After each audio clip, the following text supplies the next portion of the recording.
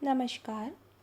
स्वप्न वासव दत्तम के चतुर्थ अंक में मगध राज्य के प्रमदवन में महाराज उदयन और विदूषक प्रविष्ट होते हैं। पद्मावती, अवंतिका वेशधारिणी वासवदत्ता और चेटी वहाँ पहले से विद्यमान हैं। आकाश में सारसों की पंक्ति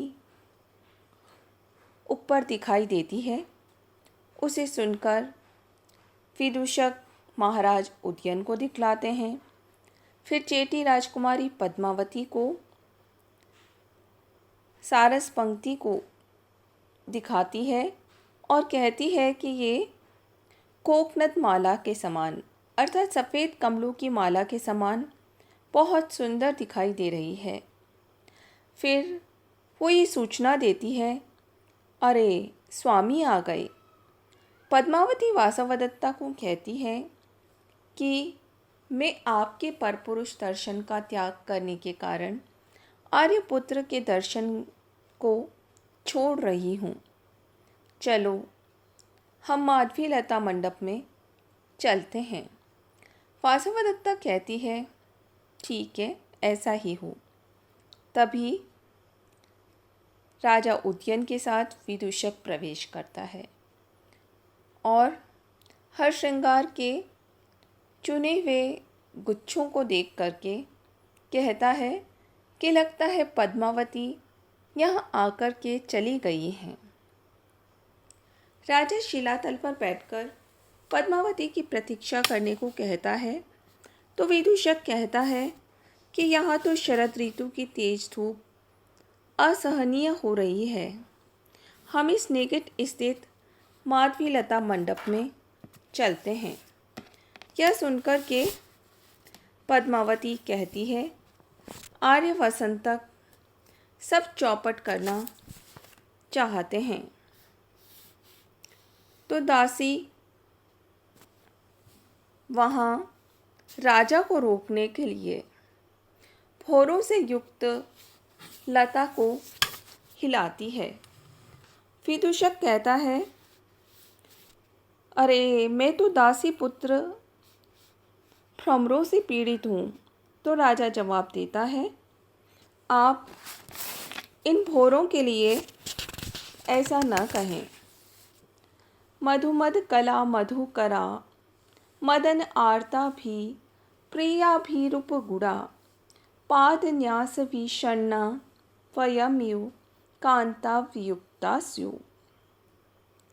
मधुमद कला पराग के नशे से, पुष्प रस के नशे से स्पष्ट मधुर कूंजन करने वाले, मदन आर्ता भी, काम पीड़ित प्रिया भी, प्रिया भ्रमरियों के द्वारा उपगूढ़ा आलिंगन किए गए मधुकरा ये भौरे पाद न्यास विषण्णा हमारे लता मंडप में पैर रखने से, विषण्णा दुखी हुए, वयम इव हमारे समान ही, कांता वियुक्ता स्यु अपनी पत्नियों से वियुक्त हो जाएंगे, अपनी प्रियाओं से रहित हो जाएंगे।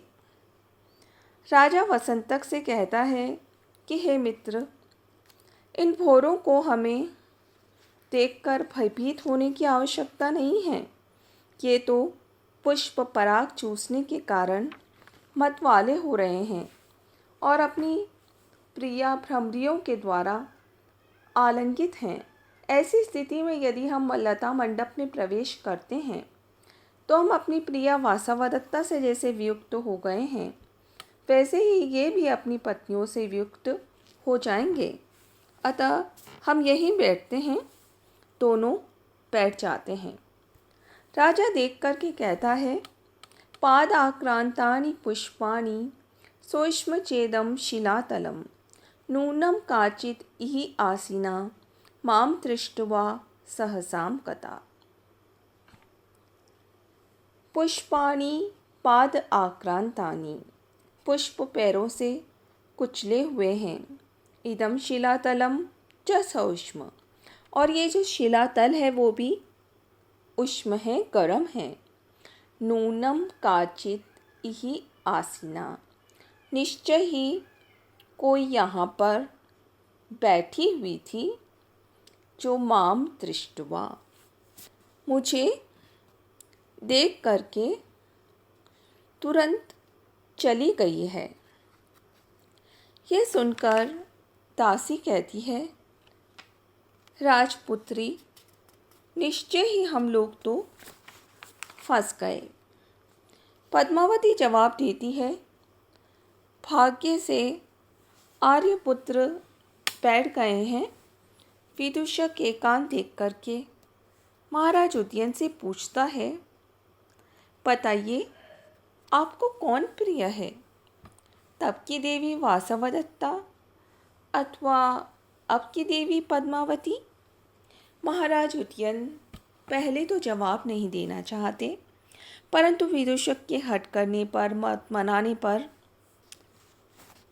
कहते हैं, पद्मावती बहुमता में मम यद्यपि रूपशील माधुर्ययी वासवदत्ता बद्धं न तु तावन् मे मनोहरति।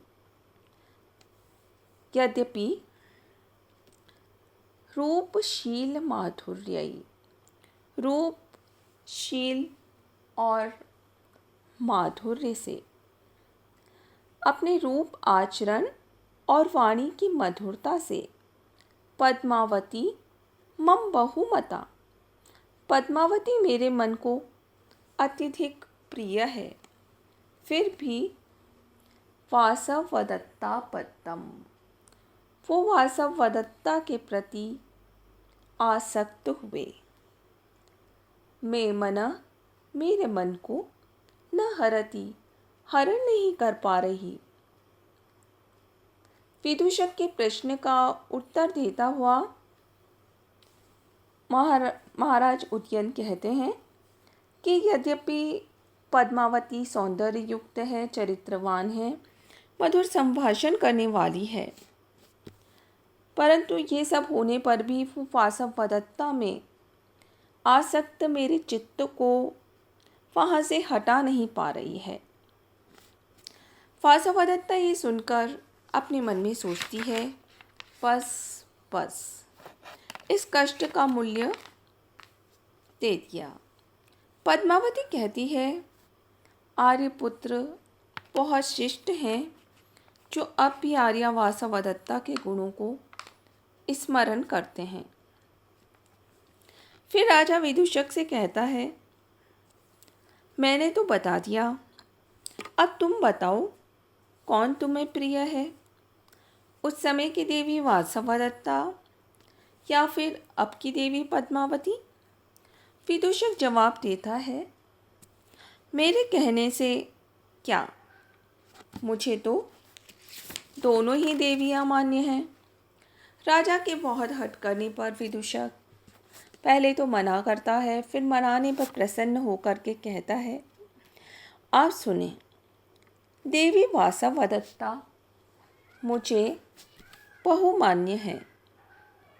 देवी पद्मावती युवती हैं, सुंदर हैं, क्रोध रहित हैं, अभिमान रहित हैं, मधुर भाषण करने वाली हैं, उदार हृदय हैं, परंतु वासवदत्ता का एक महान गुण है, आर्यवसंत कहाँ गए, इस प्रकार संबोधन करके स्निग्ध भोजन द्वारा वो मुझे सम्मानित करती हैं।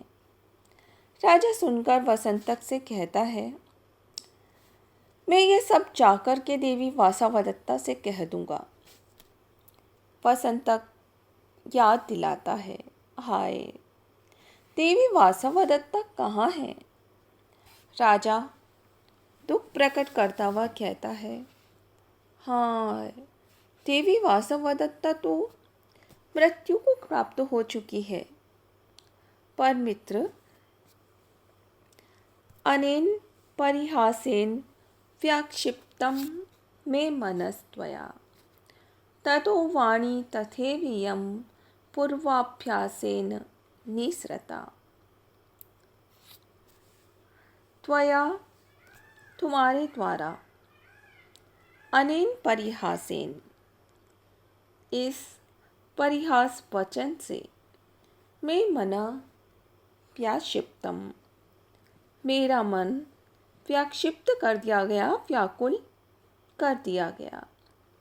ततः अतः इयं वाणी, ये मेरी वाणी पूर्वाभ्यासेन, पहले के अभ्यास से, तथा एव निस्रता, पूर्ववत ही निकल गई। जब वासवदत्ता जीवित थी उस समय मैं तुम्हारी बातों को वासवदत्ता से जाकर कह दिया करता था। इसीलिए इस पूर्व अभ्यास के कारण आज भी वैसा ही हुआ। मेरे मुंह से यही बात निकली कि मैं जाके देवी वासवदत्ता को सब कुछ कह दूंगा। पद्मावती कहती है, सारा सुंदर वार्तालाप था जिसको इन कठोर आर्य विदूषक ने बिगाड़ दिया। विदूषक महाराज उदयन को दुखी देख करके कहता है कि आप धैर्य रखें, धैर्य रखें।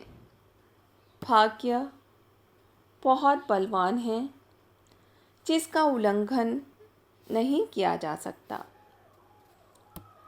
राजा कहता है, मित्र, आप मेरी दशा को नहीं जानते, क्योंकि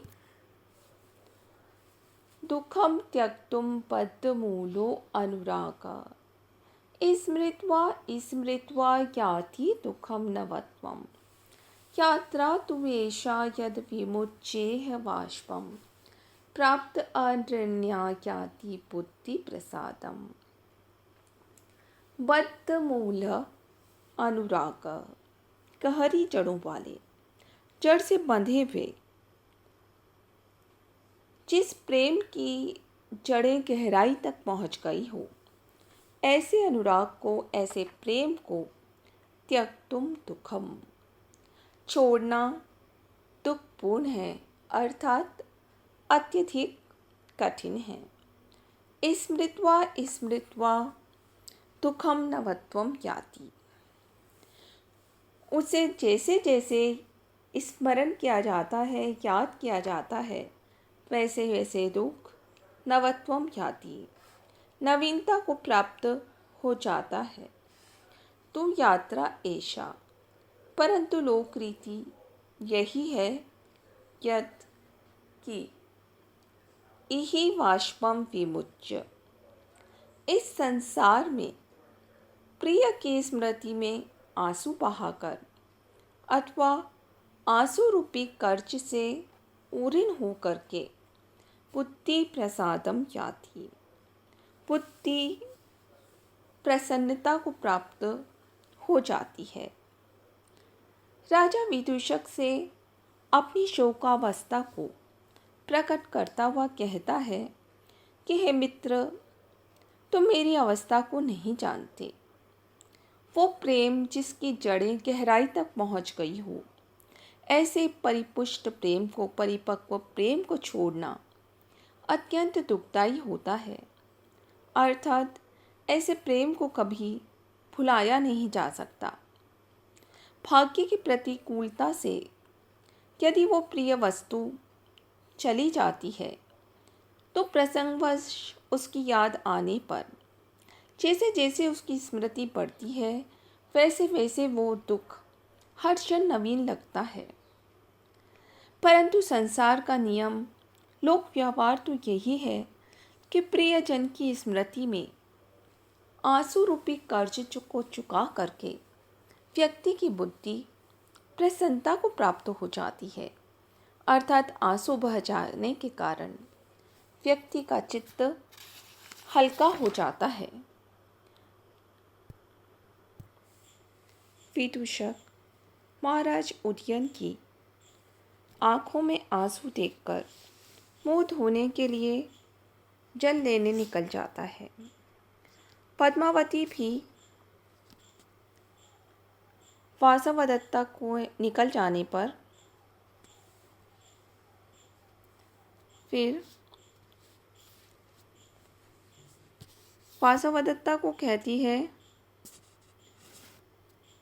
कि यहाँ से निकल जाओ।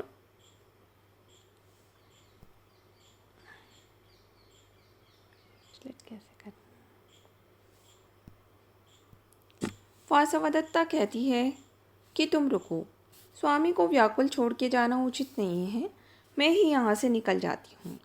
वासवदत्ता के निकल जाने पर पद्मावती महाराज उदयन के समीप जाती है।